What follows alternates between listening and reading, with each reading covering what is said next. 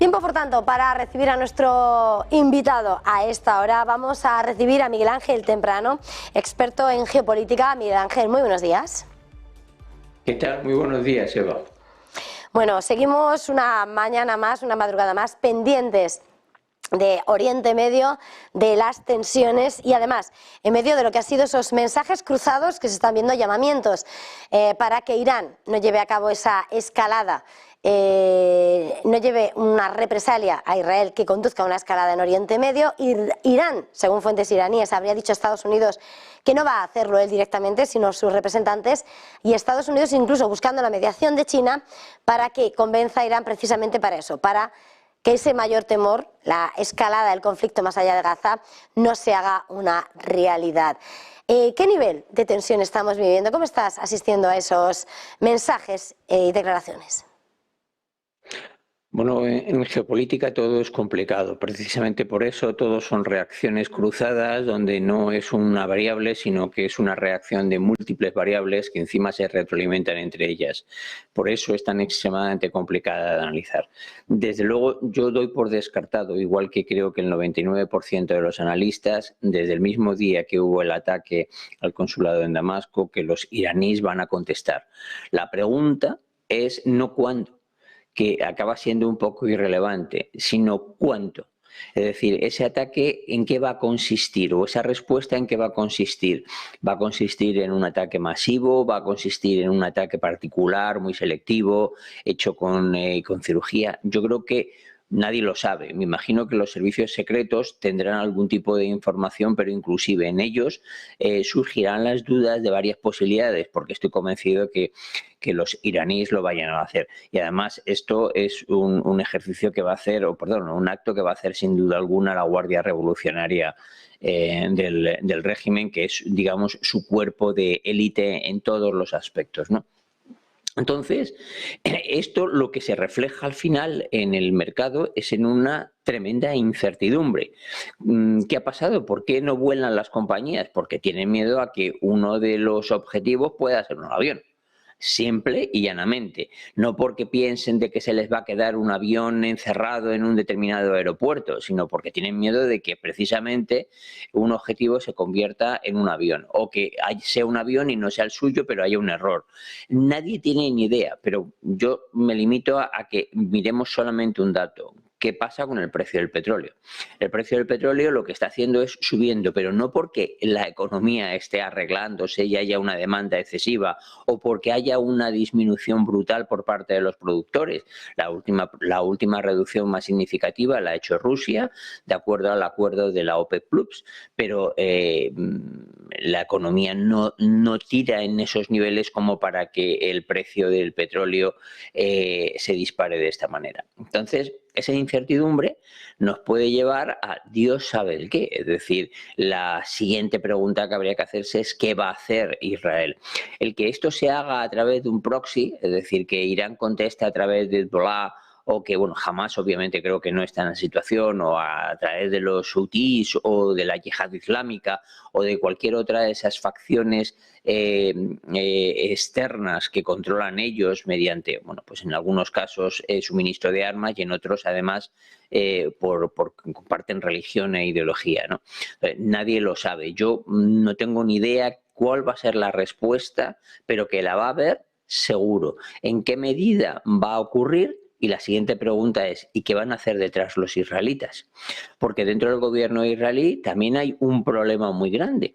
El partido que apoya a Netanyahu, el partido ultraortodoxo, es un partido muy radical, donde adicionalmente hay un problema dentro del país porque vence una ley ahora que eximía a los estudiantes de la Torá, a los ultra ortodoxos que se dedicaban pues prácticamente toda su vida a estudiar el libro sagrado, de acudir a filas.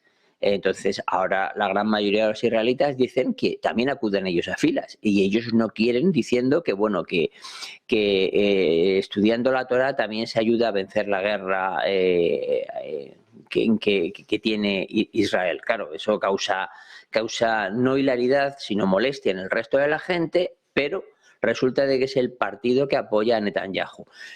vemos que todo es un complejo donde tenemos fanáticos por todas partes y que uno ataca, el otro va a contestar y nadie sabe el qué. Y en la mitad hay una cosa que se llama petróleo y que afecta a todo el planeta. Entonces, ¿qué va a ocurrir? Yo la verdad es que no lo sé, ¿eh? Vamos, no tengo ni idea. Estaba señalando de alguna manera, en medio de la incertidumbre, ¿no? Hasta que muevan fichas, que puede pasar. Discrepancias y posiciones muy encontradas dentro del gobierno, ese gobierno de coalición en Israel, pero lo que ha hecho Israel en medio de, aparte del discurso, es lo que suele ser, ¿no?, más habitual también con ese escenario de representación de fuerzas, ese escenario, un simulacro ante la amenaza inminente de Irán. Netanyahu ya ha dicho que un ataque sería una defensa realmente. Va a esperar, evidentemente, Israel a que esos representantes de Irán muevan ficha, o qué puede leerse de lo que ha sido ese simulacro. Hombre, yo creo que el simulacro no es más que una muestra de músculo que tiene poco sentido, porque estoy convencido que los iraníes conocen a la perfección cuáles son el potencial táctico y estratégico del ejército israelí. Por lo tanto, bueno, tiene poco valor. Yo no me puedo creer que los norteamericanos permitan que los israelitas directamente escalen ellos el conflicto haciendo otro ataque preventivo. Ya el primero ha sido un error garrafal, atacar el consulado en Damasco. O sea, ese ha sido un error de bulto, que estoy convencido que la administración Biden se lo ha hecho saber a Netanyahu por activa y por pasiva. Yo no me creo que Israel vaya a hacer nada. Lo primero que va a hacer es esperar, que ya la ha liado suficiente haciendo lo que ha hecho. Entonces, esperar y vamos a ver en cuál es la proporcionalidad de la contestación. En todo conflicto diplomático, aunque sea en esta parte una parte bélica, siempre hay la proporcionalidad de las respuestas. Obviamente, todo hace indicar que lo que está haciendo Israel en la Franja de Gaza no responde al cálculo de proporcionalidad del ataque que sufrieron, por muy importante que fuera, por parte de Hamas, sobre todo porque en la franja están sufriendo muchísima población civil que no tiene de esto ninguna culpa, ¿no? Entonces, que se les ha ido la mano, vamos, 19 pueblos a los israelitas en la contestación. No me creo yo ahora que se les vaya a permitir, vamos, que se les vaya a permitir sin que tenga grandes importantes consecuencias. Pero por otra parte, no nos olvidemos, cuando tu potencial amigo en la zona es uno, es que tampoco lo puedes dejar solo, porque si quitas a ese uno te quedas sin nadie. Los americanos, que intentan tener buenas relaciones con algunos de los países árabes, bueno, pues son algunos en plural, pero es que en la otra parte, que son los israelitas, solo hay uno. Entonces, no puedes decir, bueno, pues ahora te retiro todo el apoyo y te dejo solo y permito que todo un mundo árabe te ataque y que te conquiste. Bueno, eso no va a ocurrir, obviamente, porque mucha población norteamericana es una población judía. Entonces, sin más, el lobby judío es extremadamente importante en Estados Unidos y también en Europa, ¿no? Entonces, es como vives, uno haciendo barbaridades, tú amenazándole que le retiras tu apoyo, pero él sabe que bueno, le podrás retirar tu apoyo, pero todo no se lo vas a poder retirar. Entonces, es una jugada muy complicada de llevar a cabo, muy complicada de medir, sobre todo si al otro lado lo que tienes son fanáticos. Y es que, desgraciadamente, en este conflicto están los fanáticos ultraortodoxos e israelíes, que de alguna manera están gobernando de alguien que también ya tiene lo suyo de origen, que es Netanyahu, y por otro lado tienes los fanáticos ultraortodoxos, por llamarlo así, bueno, ultrarreligiosos del mundo musulmán, que son los iraníes, que tienen pues esos brazos armados, ejércitos proxy, pues en Líbano con Hezbollah, o ellos sufragan porque no son son realmente enemigos, los sunís de Hamas, pero bueno, ahora la necesidad acude y entonces Irán lo que hace es que tiene que apoya militarmente tanto a los hutíes como a la yihad islámica como a Hamás. Entonces la situación es muy compleja, desde luego.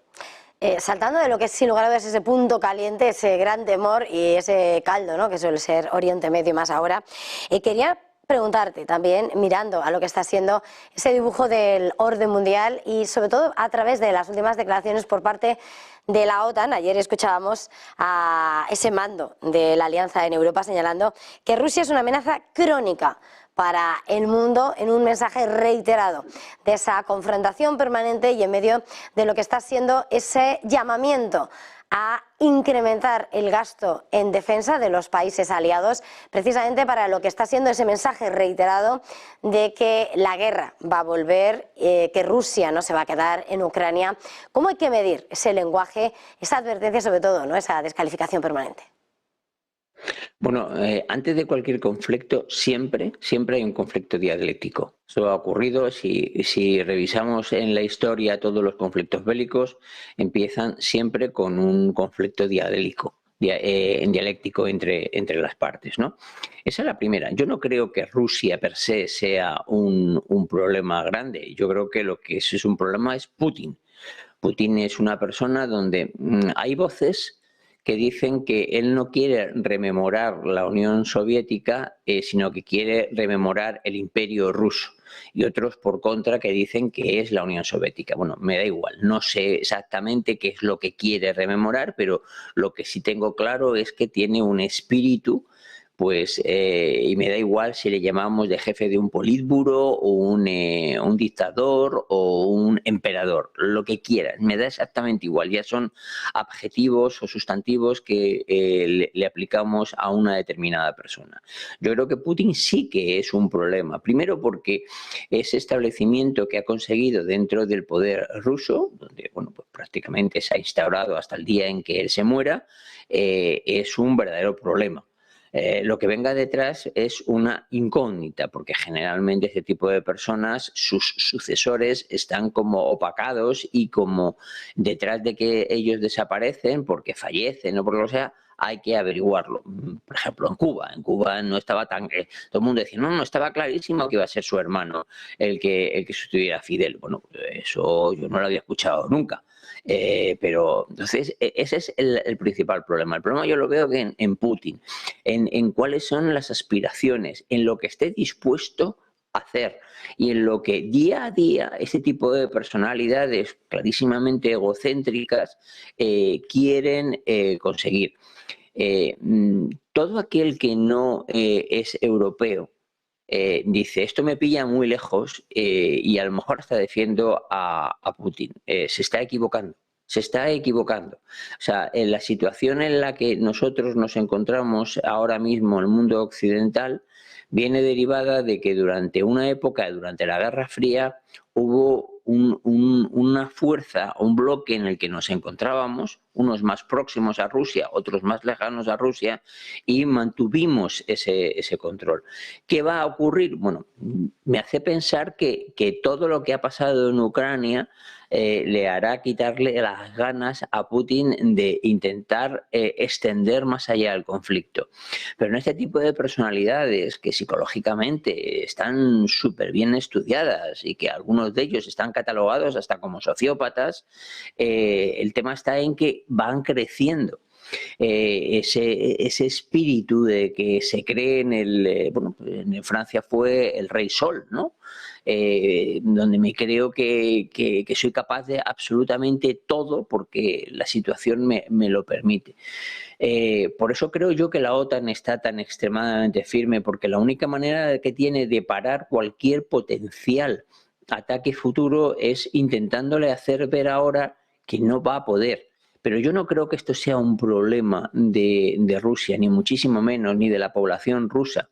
Normalmente, además, este tipo de personas tan egocéntricas se rodean de personas serviles, que lo único que saben decirle es que es muy guapo, muy alto, muy fuerte, que le lleva a demostraciones como las que estamos viendo, de que hemos visto que se pasea con el torso desnudo a caballo, que hace karate, es decir, cosas impropias de un líder de una potencia mundial. O sea, se asemeja más a lo que hace el de Corea del Sur a lo que hace una persona normal y corriente. Esas cosas no se le ocurren a nadie que no tiene una mentalidad extremadamente egocéntrica, y el problema está en que cuando controlas misiles nucleares pues puedes hacer alguna locura, pero yo que espero que no, y sobre todo creo que lo que está haciendo la OTAN es intentar hacerle ver que no lo van a permitir. Ahora, ¿vamos a entrar en guerra? Bueno, espero que no. Francia sí que dice que se está preparando, ¿no?, para una guerra de alta intensidad. Macron está todo el tiempo haciendo ese llamamiento a la necesidad, con ese discurso prebélico, de necesidad de responder, de inmediatez. No sé hasta qué punto, decías, antes de un conflicto siempre llega el conflicto dialéctico, pero ¿qué papel está jugando ahora mismo, sobre todo de cara a Europa, ese posicionamiento por parte de Francia, que muchas veces, claro, choca y le responden los socios? Vamos a ver. Como he dicho antes, de cualquier conflicto armado siempre hay un conflicto bélico. Ese conflicto, dialéctico. Ese conflicto dialéctico lo que intenta siempre es parar el que va a venir el siguiente. Es decir, tú amenazas con palabras e intentas que eso sea un método de coacción al contrario para que eso se quede ahí.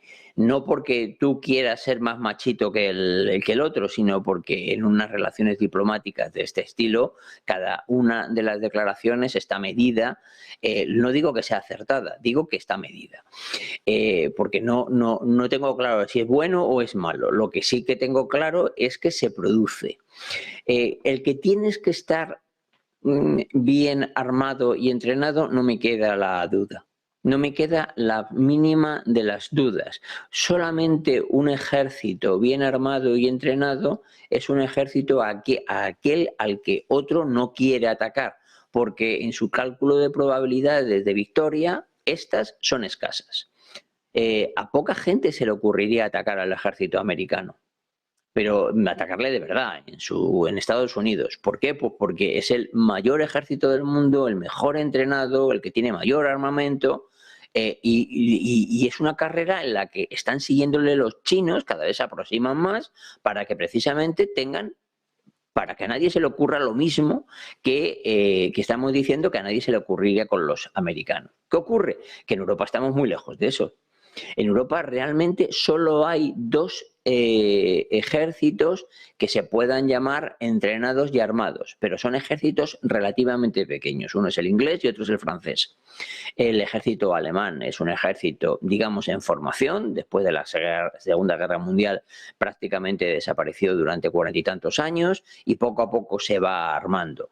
Para que nos hagamos idea, la primera industria militar en Centro Europa no era la alemana, sino que era la suiza, un país súper pequeño que tenía, bueno, hasta una empresa puso nombre a un pueblo que es Oerlikon. Pero luego todos los ejércitos del sur son escasos, tan poco entrenados y muy mal armados. Carecemos de munición, carecemos de equipo. Yo creo que lo que intenta transmitir en este caso Macron es: señores, si mañana tenemos un problema con los rusos, con los ingleses y los franceses no damos abasto, tendremos que volver a llamar otra vez a los americanos. ¿Van a venir? Pues no, nadie lo sabe, y más ahora donde Trump tiene bastantes posibilidades de volver al oval, y ya ha dicho varias veces que aquel país que no contribuya con el 2% de su PIB en gasto de defensa, que se olvide de la ayuda norteamericana. Por lo tanto, en esa situación de conflicto, el discurso de Macron tiene todo el sentido del mundo. ¿Será más acertado en sus palabras, menos acertado? Esto ya es opinión de cada uno. Y habrá gente que diga que sí, habrá gente que diga que no, habrá gente que... Da igual, este tipo de cosas nunca sabes qué es lo acertado y qué es lo no acertado. Al final acaban siendo opiniones, pero que bueno, que en el fondo que Europa necesita rearmarse por primera vez desde la Segunda Guerra Mundial, yo creo que es algo innegable. Antes de terminar, también quería preguntarte, perdona que nos extendamos, Miguel Ángel, pero en ese escenario de complejidad llega también lo que es el discurso por parte de Ucrania. Estamos viendo esa necesidad de armamento, de municiones y, sin embargo, Zelensky ha advertido y amenazando con una próxima contraofensiva letal, que justo hace un año, de hecho, estábamos diciendo, se está preparando la contraofensiva de abril. Y así vamos, no sé hasta qué punto esa contraofensiva, buscando todos dinero por todas partes para llevar armas, por parte de los activos rusos, por parte de partidas individualizadas. ¿Cuál es la posibilidad de esa contraofensiva? ¿Cómo? Bueno, en primer lugar, ahora mismo con la línea de frente que hay, una contraofensiva es prácticamente imposible. Es una línea de frente que ocupa más de 1000 kilómetros, por lo tanto tendrías que desabastecer de fuerzas alguna de las líneas de defensa. Yo lo veo imposible. Imposible, o sea, no tienes un equipo de reservistas formados para hacerlo, pero sobre todo lo que no tienes es armamento ni munición. Entonces, Ucrania es en sí un país fallido ahora mismo, sobrevive, paga a los basureros de lo que Occidente le da, no tiene capacidad. Desgraciadamente es un país donde, bueno, su principal fuente de ingresos pues está coartada. Y además los mismos países europeos empiezan a decir, los agricultores empiezan a decir que, hombre, que eso de que se venda el grano ucraniano a mitad de precio del que se vende el polaco, que, hombre, como que no. Porque ellos también tienen que vivir, que no van a morir ellos para que vivan los ucranianos. Entonces, porque la solidaridad, como todo en esta vida, tiene un límite, ¿no? Entonces, ¿está Europa, el mundo occidental en capacidad de seguir enviando sine die armamento y munición a los ucranianos? Pues obviamente no. No, pues porque las economías de los países, como he dicho al principio de esa entrevista, no tiran como tienen que tirar. La inflación, hablabas antes de la inflación de Europa, es que no tiene nada que ver el tipo de inflación europea con el tipo de inflación americana, por lo tanto van a cosas diferentes, y en nuestro caso es que ha bajado el precio del barril y eso nos permite crecer. El precio del barril con respecto a lo que estaba en su momento. Vamos a ver ahora lo que ocurre cuando está subiendo por Oriente Medio. Pero bueno, a la pregunta que tú ibas sobre Ucrania, yo creo que, bueno, eso de la contraofensiva puede decir lo que le dé la gana, pero yo creo que los militares saben perfectamente que no es viable, porque primero necesitas armamento y material y después necesitas hombres. Tú no tienes un ejército de reservistas, tú estás movilizando todos los reservistas que tú puedes, que encima para más INRI no están entrenados. Entonces, leía un artículo que decía que el 85% de los soldados que empezaron la guerra ya no viven, ya han muerto. Entonces, eso significa que bueno, tú tienes que ir constantemente, tú tienes una limitación de personas. No creo que la haya ni por un lado ni por el otro, ¿eh? Pues Miguel Ángel Temprán, una vez más ha sido un verdadero placer este tiempo de análisis. Gracias, feliz jornada, feliz negocio. Igualmente, un abrazo.